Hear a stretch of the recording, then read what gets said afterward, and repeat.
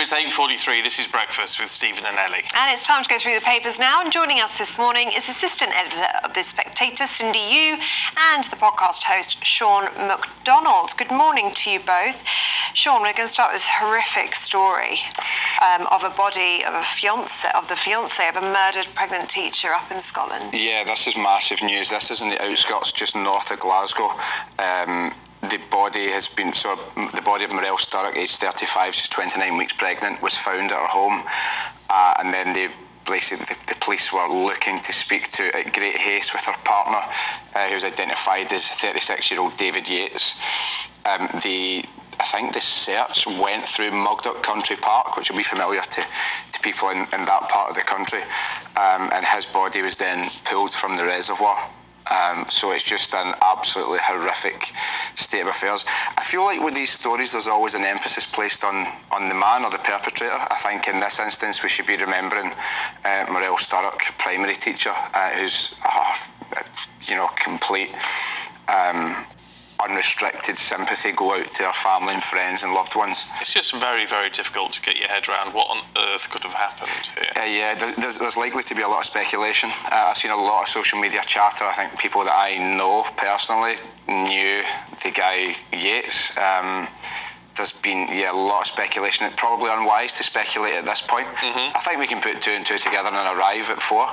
Yes. But until such times as there's an official police statement that's put out, will we ever know? Unlikely, and that's probably going to add to a lot of the heartache and horror for the family and friends. You'll never have answers, and it's just awful on all counts. And full sympathy go to our family. And those poor children in that classroom. I mean, imagine having to break that news that their teacher isn't coming back. Yeah, awful stuff. Yeah. Cindy, let's have a look at the sun. You've been itching to get to this one all morning. HMS Anson. Yes. New submarine built in Barrow. Yes, which you would know much more about. I didn't know you were coming from a submarine family. Yes. Yes. Very important to the local economy, so I hear. Yeah, well, it is, but it is. And the DDH, the Devonshire Dock Hall, where all these things are built, it's a huge part of Barrow now. Anyway, someone who works there clearly was a bit too keen, so left these training documents that basically describe where things are on a submarine.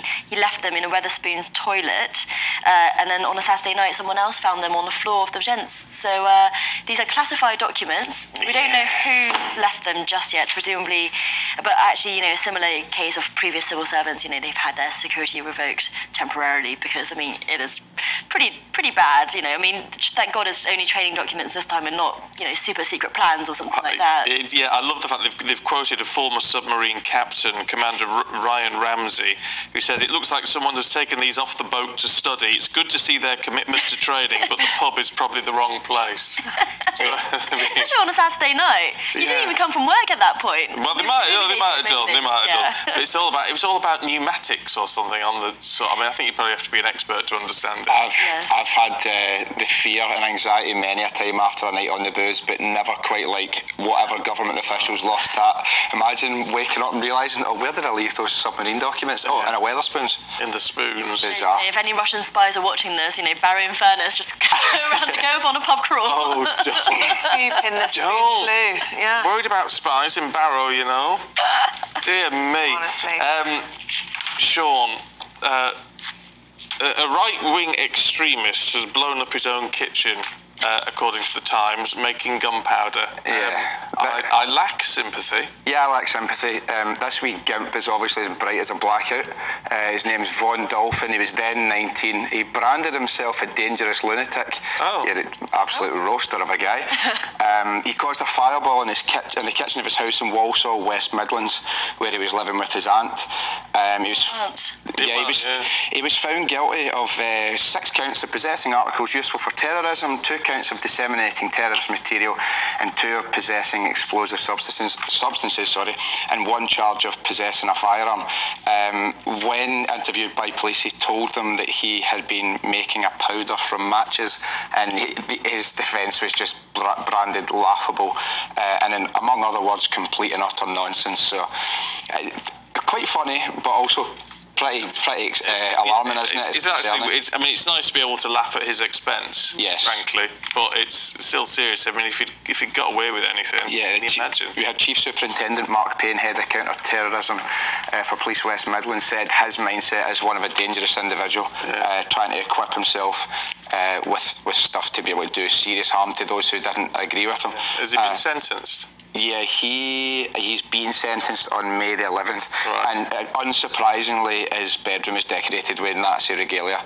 Yeah. So I hope there'll be a few people having a wee word with him in jail. Let's see. I'm sure he'll come up against some people that won't be too sympathetic to Nazis. I should think so. No tolerance for Nazis, I'm afraid. Well, no, good.